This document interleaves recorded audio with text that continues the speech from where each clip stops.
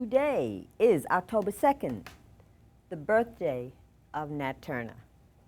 And in the house here today, on our stage at Link, we have Mr. Kenya Cagle. Welcome, Mr. Cagle. Thank you, thank you, thank you. Mr. Cagle brought with him actors, and he has a big treat in store for us. I'm going to ask him if he could just introduce his play, tell us the title, and introduce the scene we're about to see. Right, the name of it is Prophet, the story of Nat Turner, and it's actually a screenplay that's going to be produced as a film. In fact, we're scheduled to shoot next year in August and September. It's being directed by Bill Duke. It's featuring Keith David and a list of other folk, and it's going to be out in August of 2016.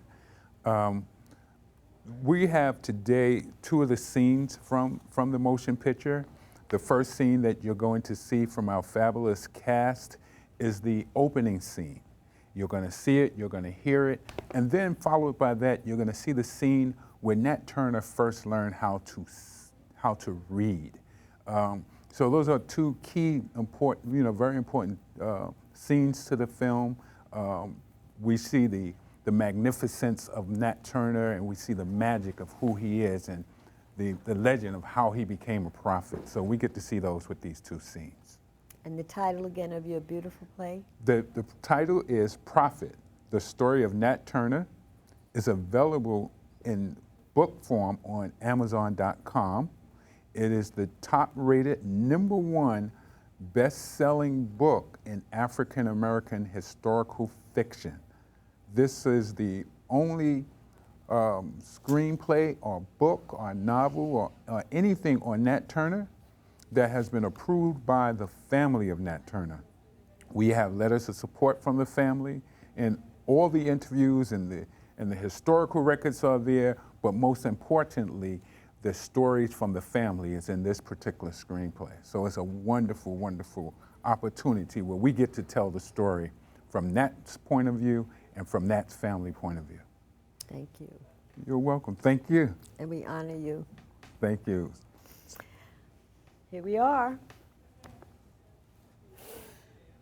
The actors for the first scenes are Natasha Telesford as Ennechi, Brian McLaughlin as the Hunters, and I, Kim Gardner, will play McKenna and the narration read.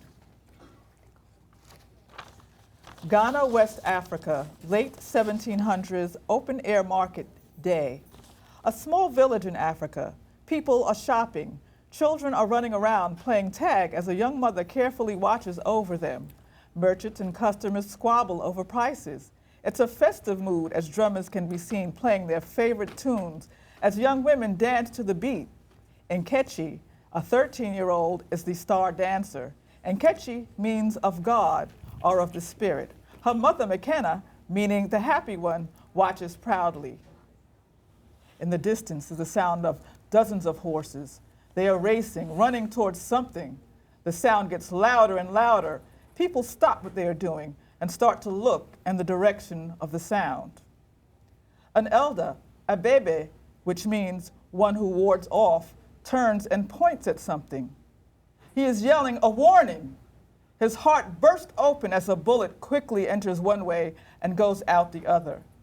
Villagers look shocked and confused. Bands of white men are on these horses.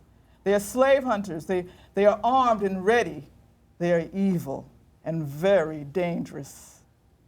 Immediate panic at the open-air market. Everyone begins running in all directions. Bullets continue to fly by striking huts, merchandise, and people. The women and children are screaming. The men are totally taken by surprise. Everyone is shocked and taken by surprise.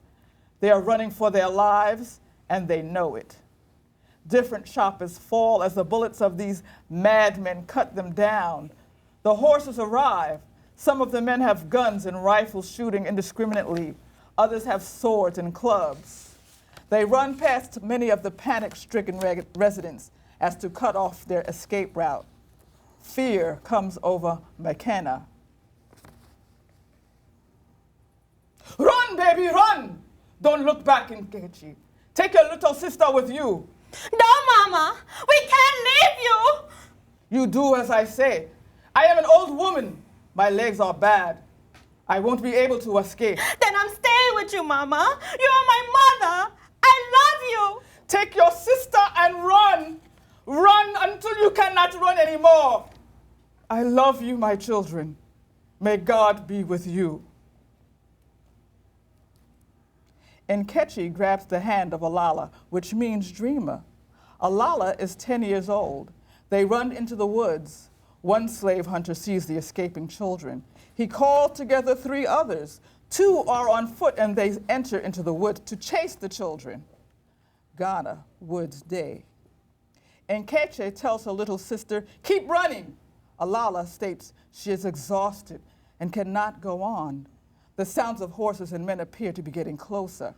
Nkechi advises her sister to climb the nearest tree. She does. She waits and watches her sister climb up the tree. As she waits, a bullet whizzes by her, striking the tree. She runs again. The hunter's not far behind. Nkechi is running very fast. Her pants and exhaustion overcome her survival instincts. Nkechi seems to be putting distance between herself and the hunters. Don't let that one get away. Get that little wench. She's gonna make a good belly warmer tonight. Get her, she's getting away. Nkechi hears what they are saying. Turning to the distance between them, the fear and panic in her face speaks volumes. Although she does not understand, she knows. She turns it on that much quicker. Suddenly, she stops. She's at the edge of a cliff. Nkechi looks down. She sees a frightening depth, too far for any chance of human survival. A happy hunter speaks. We got her now. Lasso her in. One of the hunters starts to swirl his rope to lasso her in. Nkechi watches. She then turns to the open mountain. Her hands outstretched, she makes a quick prayer and closes her eyes. She allows herself to fall, plunging head first. The young lady lets out a scream of fright. As if following her, the lasso catches her leg. It stops her fall. Shocked and horrified, Nkechi struggles like a caught fish to get away. Ghana, Woods Day. The hands and feet of the young woman are bound together. She is dragged through the woods. The hunters find it amusing. One hunter, apparently tired of pulling her, hits her with a stick. Get up, you can walk, you wench. Listen, she wants to be dragged and you go ahead and drag her. I.A.A.S.C.A is safely in the tree looking down. She sees the men dragging her sister. She is enraged. She jumps out of the tree onto the hunter on the horse, pulling him off. She fights viciously for a 10-year-old. She is scratching and kicking as hard as she can. Nkechi attempts to get up to help her sister. She is quickly beaten over her head with a club. Somehow, I.A.A.S.C.A gets the knife from the hunter. She starts slashing wildly in the air. The hunter dodges her every move. Hunter 1 comes behind with a big rock. With a mighty blow, he smashes the girl's head from behind. Her skull cracks open. Blood gushes out of her head. Nkechi screams in horror. I.A.A.S.C.A falls dead. Nkechi is beaten unconscious.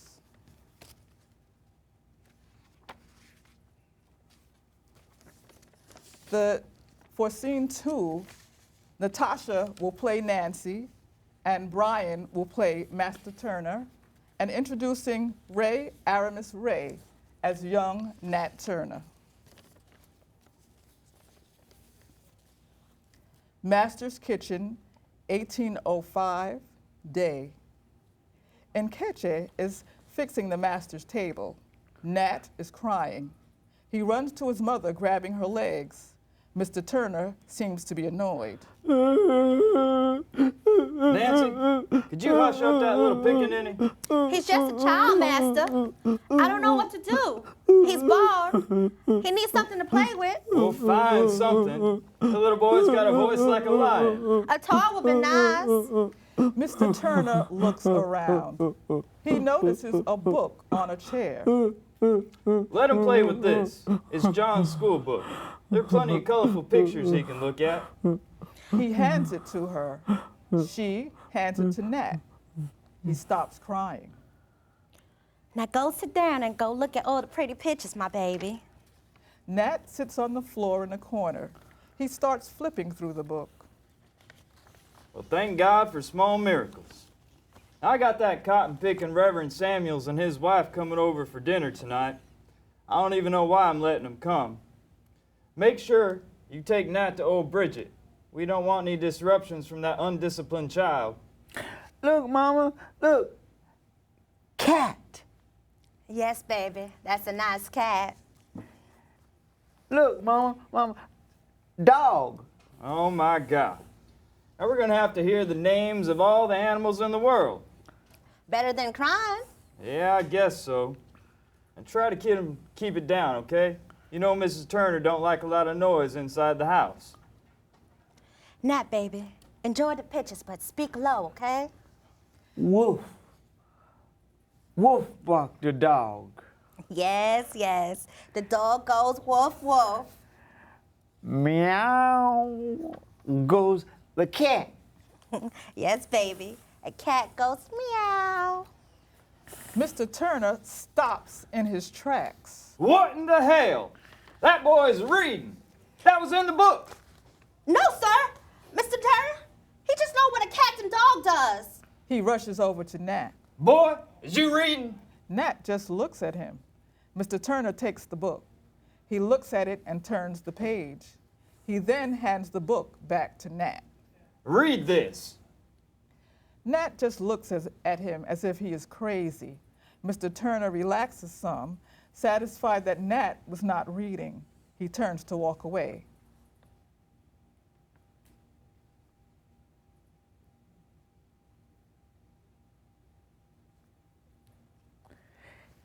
Cat. T-A-T. Mr. Turner stops in his tracks. End of scene 2.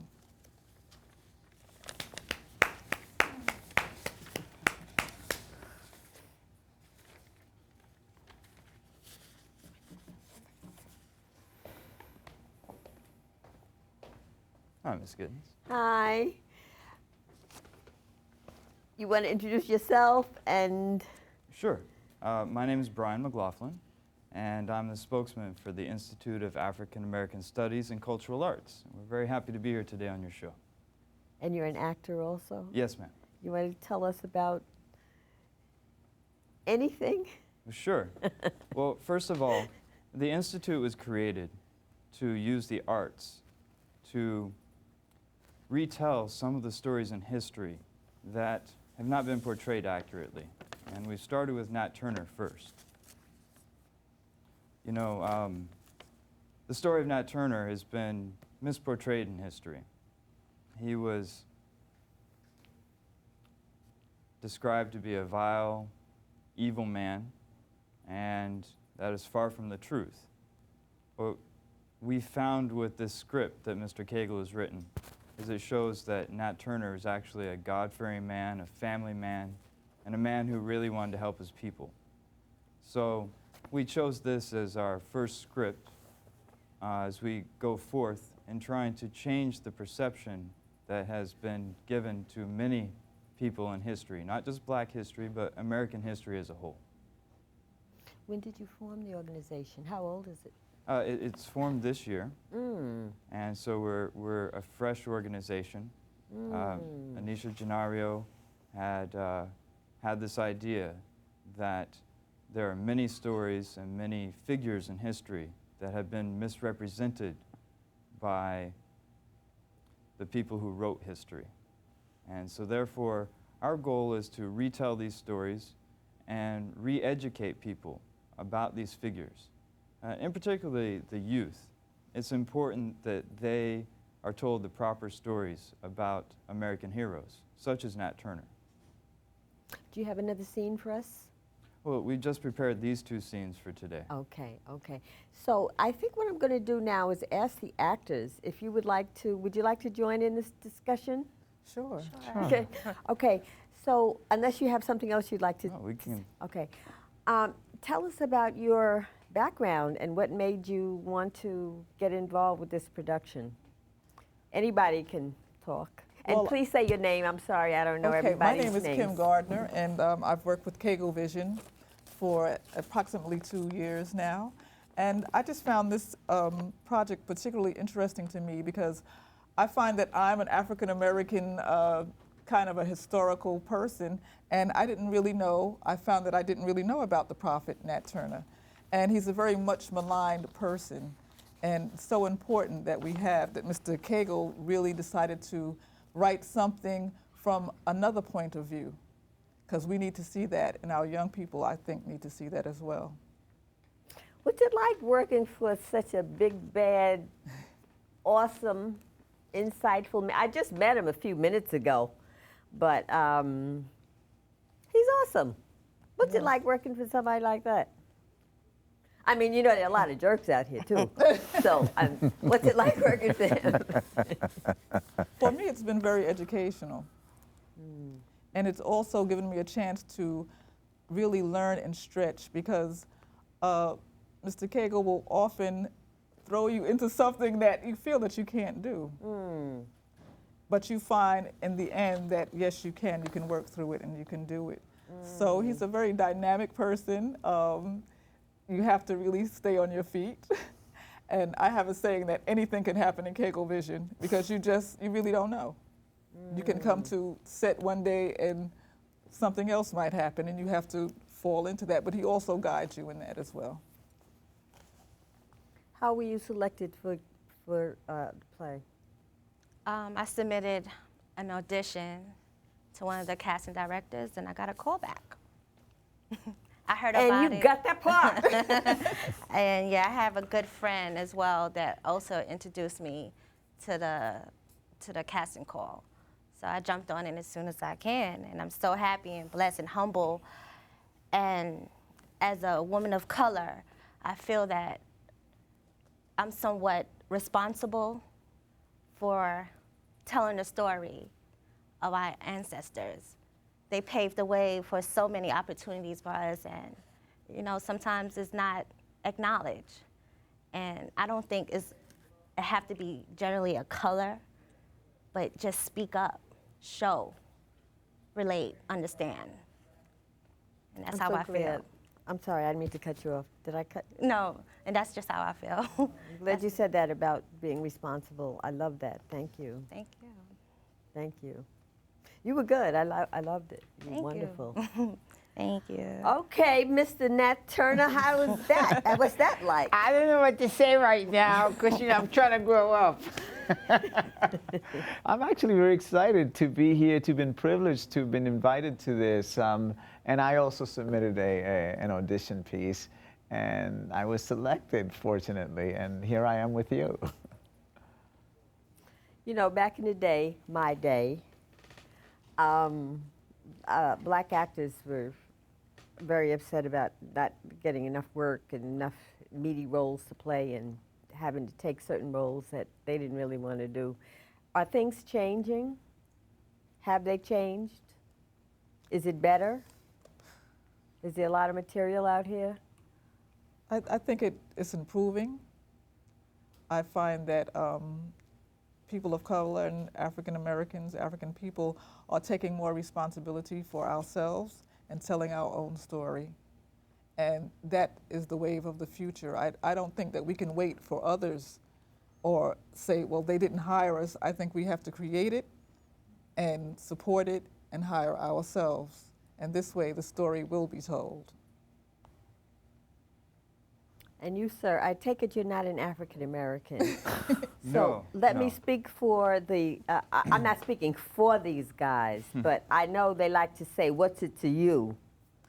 You know, let me see, they're on this side of me, you know. Sure. I've lived in New York for about 12 years now, and for the entire time I've been in New York, I've worked for the Congress of Racial Equality. And I grew up in Oklahoma, and there's a lot of racism in the South. And I'm sure there's some up here in the North, but it's a lot different in the North. And working for CORE has taught me a lot about our history, and it's made me want to learn more. And as I learned more about heroes such as John Brown, oh, he's white, and Nat Turner, I wanted to be a part of that. You know, I've worked with Mr. Cagle for a couple of years now making films, and when he wrote this script, I was very excited because it melds both my civil rights work and my film work together. And it's very sad because people know Nat Turner mainly from the book that Styron wrote during, coincidentally, during the civil rights movement. He put that out. And that's what really painted Turner in a very poor light. And we're going to correct that history. We have corrected that history with this story. To me, it's important that American heroes, because yes, Nat Turner is a black hero, but he's an American hero as well. He fought for freedoms, he fought for what was right and to make this country right. And it's been important for me to be a part of this, to help retell that story. And the Institute, that's its goal. It's to retell these stories from the proper perspective, not from history's perspective, because as you know, normally history is written by those who are in power. And we currently have 3 offices that we're working from, both here in New York, in Virginia, and Alabama. That office will be moving to Atlanta soon. We plan to travel around the country putting on performances. They'll be much lengthier. This will give us a chance to reach out to the youth, to let them see the history. And the Institute also is going to give screenwriters the opportunity for their works to be put out so they can get more exposure, so that they will have the opportunities that Mr. Cagle is leading the path for, which is to make their own feature films and to get the stories out that will allow people to hear about the real history of what happened, not what is purported to have happened.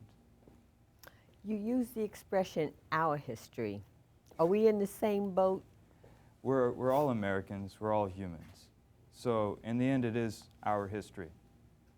Whether you're black, white, Native American, from whatever culture you come from, it's American history. And more importantly, it's human history. We're all one race. We're all a human race. So people look at me funny because I often say things like our history, this and that. And it's not meant in a disrespectful way. It's hopefully taken in more of a global sense. It is our history. I mean, really. You got a minute, folks. You want to give us one last shout out? You want to say your name? You want to give us a website? You want to say anything you'd like? And I'm going to go around like this. I'm just excited to be a part of a project that can really change history and make a difference in the future. Please also tell us your names. My name is Kim Gardner.